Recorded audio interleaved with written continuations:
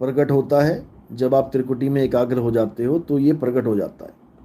और एक मन है जो सारी दुनिया में विचरण करता है, जिसको साहिब ने बोला, ई मन बड़ा कि जेही मन माना, और राम बड़ा कि राम ही जाना। कि वो मन बड़ा है जो सारी दुनिया में भ्रमण कर रहा है, जो सबको भटका रहा है, या वो मन बड़ा है जो एकाग्र होकर बैठा हुआ है ज्योत स्वरूपी। तो इसको समझना पड़ेगा। ये दोनों एक ही स्वरूप हैं, बस वो चलायमान है और ये एकाग्र है, फर्क इतना ही है। तो मन तू ज्योत स्वरूप है कि हे मन तेरा असली स्वरूप ज्योत स्वरूप है। अपना मूल पहचान, ये ज्योत कहां से आई है इसको जानो। ये ज्योत कहां से प्रकट हुई है। जैसे मंदिर में कोई ज्योत जल रही है तो किसने जलाई वो ज्योत, उसको जानो। सब ज्योत को माथा टेक रहे हैं, ज्योत तो जलाई गई है, किसने जलाई है उसको जानो। ज्योत तो बुझ भी जाएगी, हवा चली बुझ गई, लेकिन जिसने जलाई है ज्योत वो बुझने वाला नहीं है, वो बिल्कुल अविनाशी पुरुष है, लेकिन उसको जानना पड़ता है। चलो अगला सवाल है,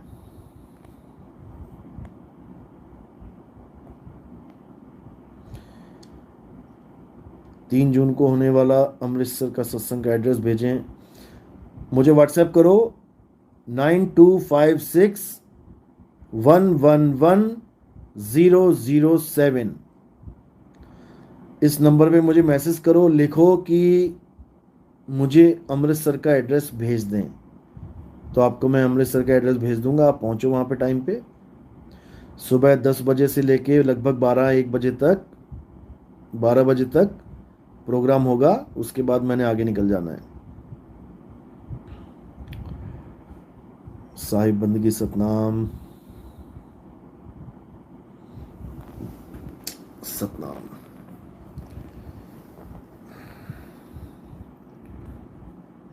सतनाम साहिब।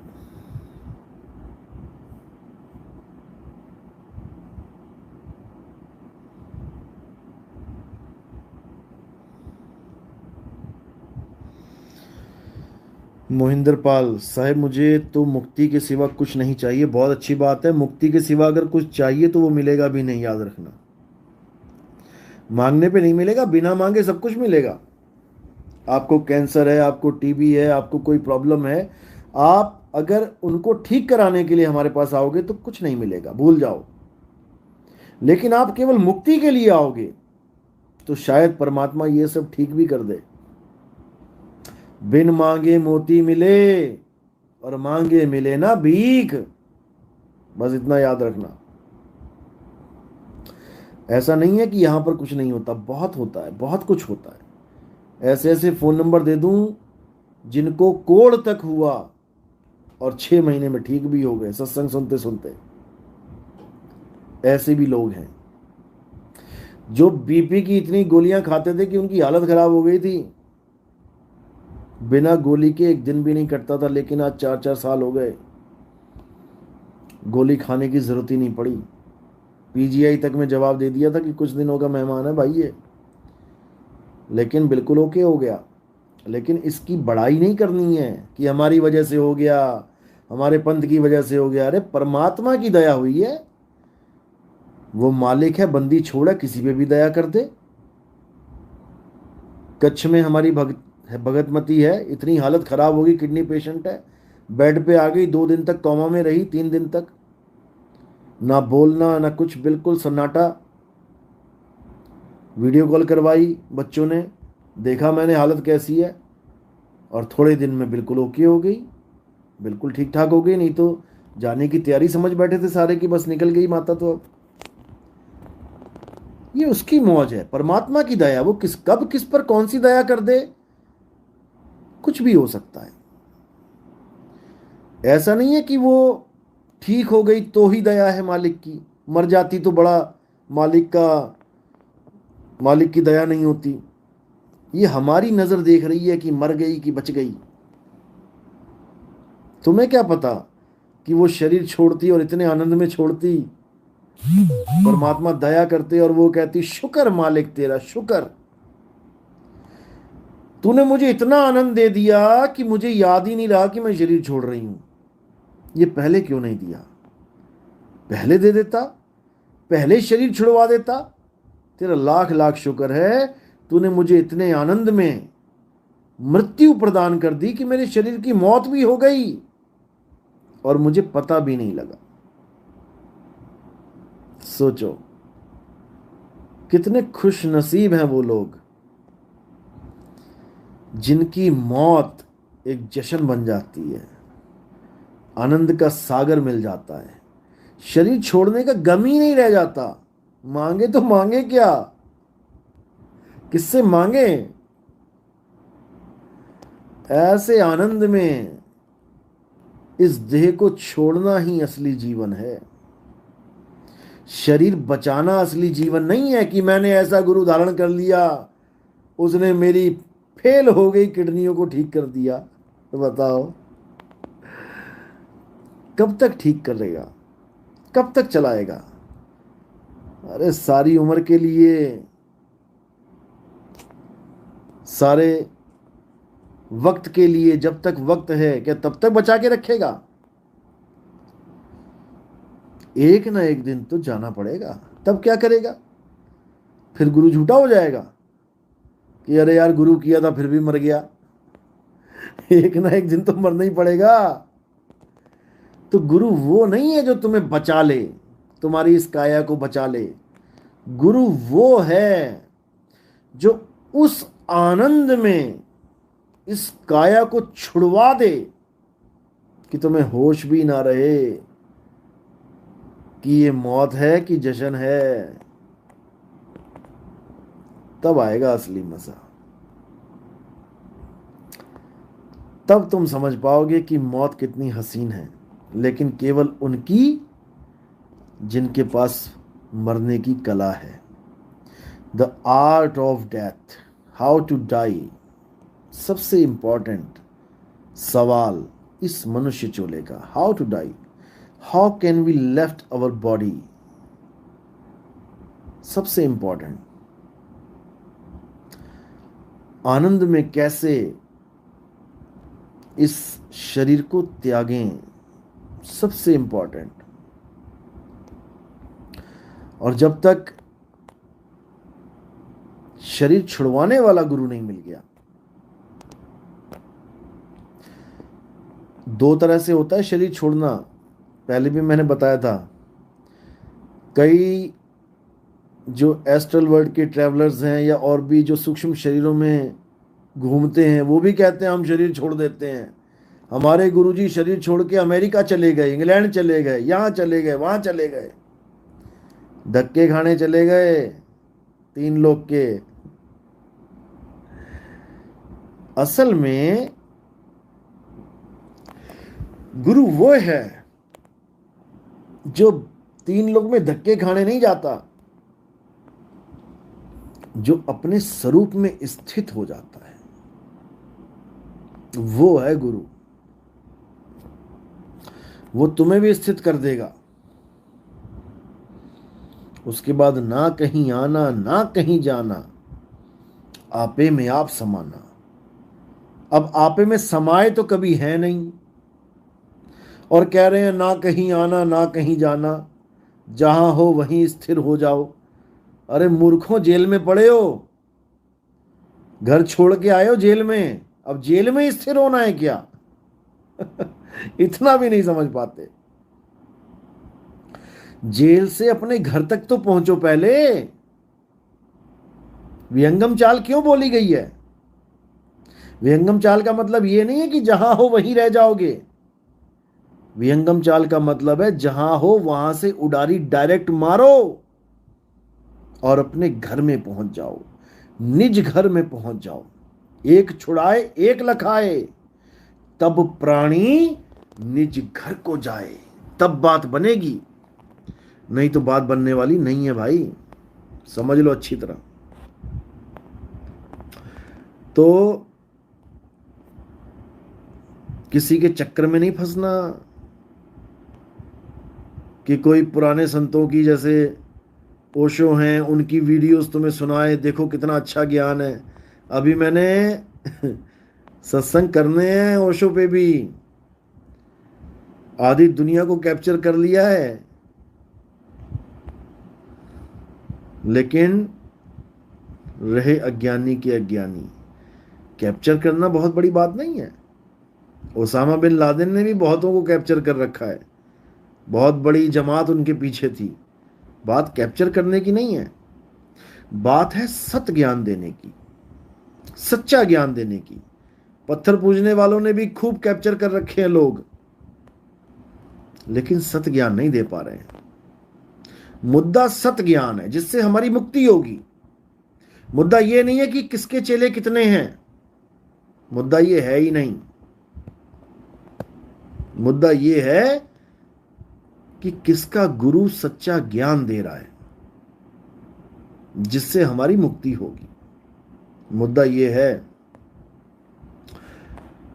तो सवाल है, क्या ओशो के पास मुक्ति के लिए खुद का कोई अनुभव था? अभी खुलासा करेंगे इसका। ओशो ने 1.5 लाख किताबें पढ़ी अपने जीवन में, सबसे बड़ी बात तो यह है। अब किताबें किसको पढ़ने की जरूरत पड़ती है? कौन किताबें पढ़ता है? पहले तो यह समझ लो। और किताबें लिखता कौन है, यह भी समझ लो।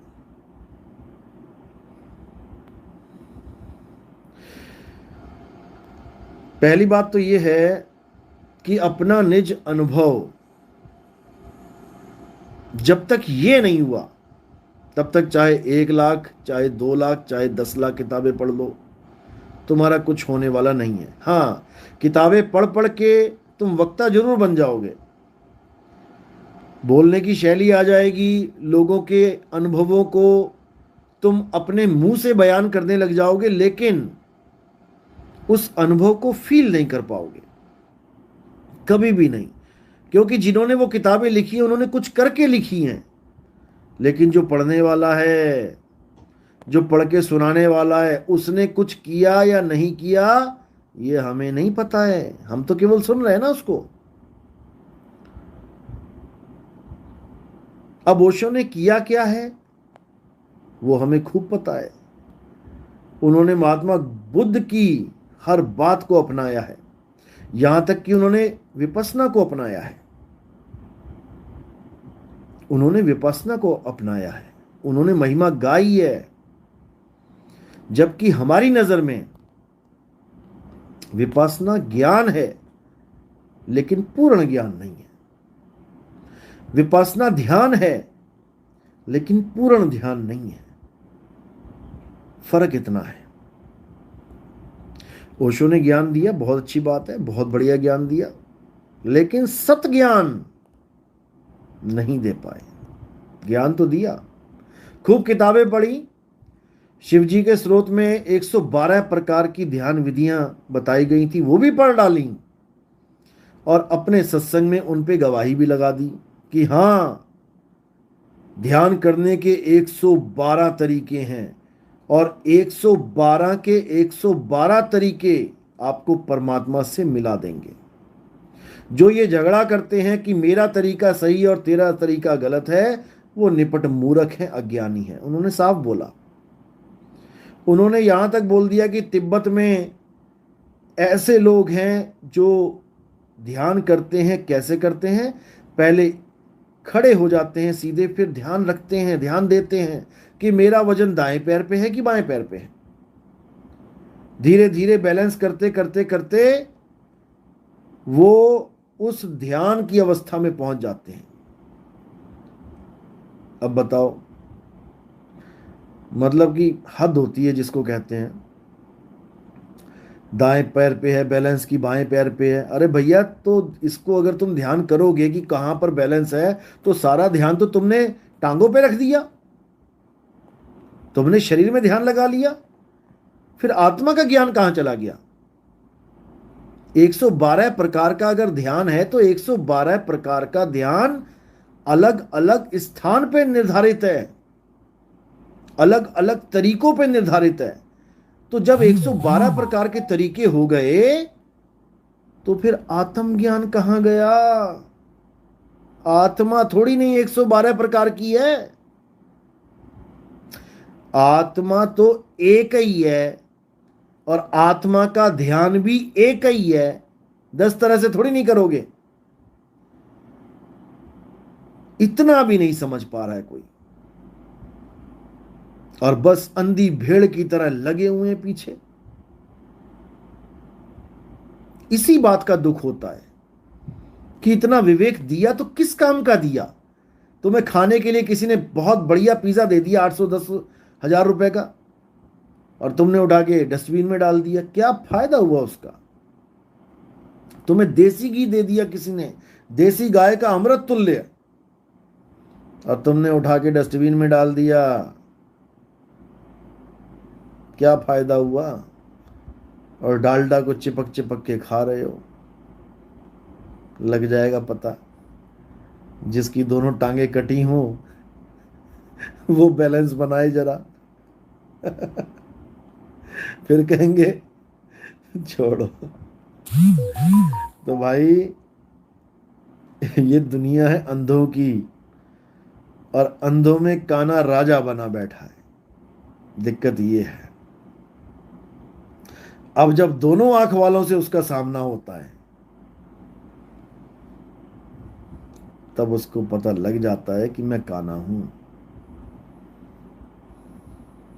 याद रखो, अज्ञानी जीव का टक्कर जब ज्ञानी से पड़ता है, जब किसी ज्ञानी से अज्ञानी जीव का टकराव होता है, तो अज्ञानी को समझ में आ जाता है कि यहां मेरी दाल गलने वाली नहीं है। तो वो क्या करता है? वो मुद्दे को भटकाने के लिए बदनाम करता है, निंदा चुगली करता है, इल्जाम लगाता है। यही काम रह जाता है फिर उसके पास। गालियां देता है, क्योंकि ज्ञान आधार से उसके बस की बात नहीं है कि वो चल पाए। ज्ञान आधार से चलना होता तो ये सब काम होते ही नहीं। इसलिए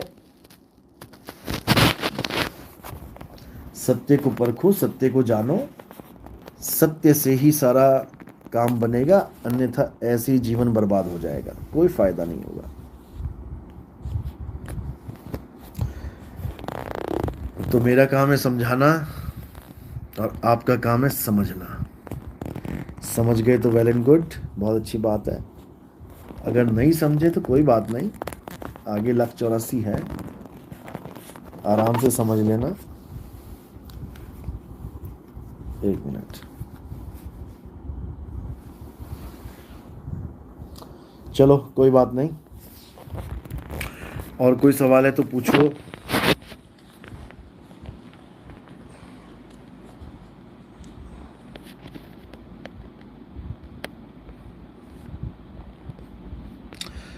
गुरुजी, हम अपने आप को आत्मदेव कह सकते हैं क्या? भाई, आत्मदेव कहने से नहीं हो जाता कोई। एक भिखारी कहे मैं अपने आप को राजा कह सकता हूं क्या? राजा बन जाओ पहले, उसके बाद कहने की जरूरत ही नहीं पड़ेगी। अभी जीव हो आप, पहले जीव अवस्था को जानो। आप जीव कब तक रहोगे? आत्मदेव तो बहुत दूर की बात है। पहले जीव अवस्था को समझ लो। अभी तो जीव को भी नहीं समझ पा रहे हो, अभी तो काया मान के बैठे हो, लड़का लड़की मान के बैठे हो अपने आप को। जब तुम्हारा लड़का लड़की का भी भाव खत्म हो जाएगा तब तुम्हारी अवस्था बदलेगी। चलो, ये आगे की बातें हैं, कोई बात नहीं। दरिया साहिब, बिहार वाले पर भी सत्संग कीजिए साहिब। बिल्कुल करेंगे। अभी देखो 209 पे मैंने स्टॉप इसलिए लगाया है क्योंकि 209 सत्संग के बाद इतने गुरुआ लोग बैठ गए आके, हमारे ही सत्संग सुन सुन के सुना रहे हैं लोगों को। जो हमने बाणियां खोली वही समझा रहे हैं लोगों को।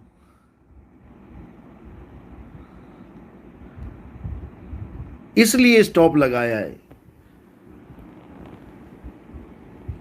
भाई जूठी थालियां चाट के पेट नहीं भरता। जो हमने ज्ञान बता दिया उसको तुम क्या बताओगे, वो तो खोल ही दिया हमने। हमारे ही सत्संग सुन सुन के गुरुआ निकल के आके गुरु बने बैठे थे।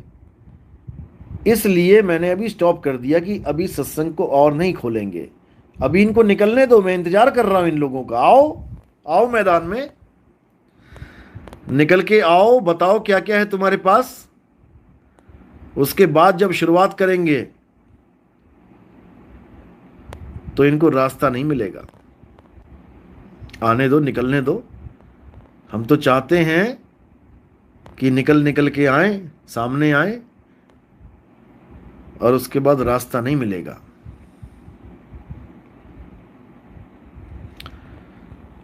तो कोई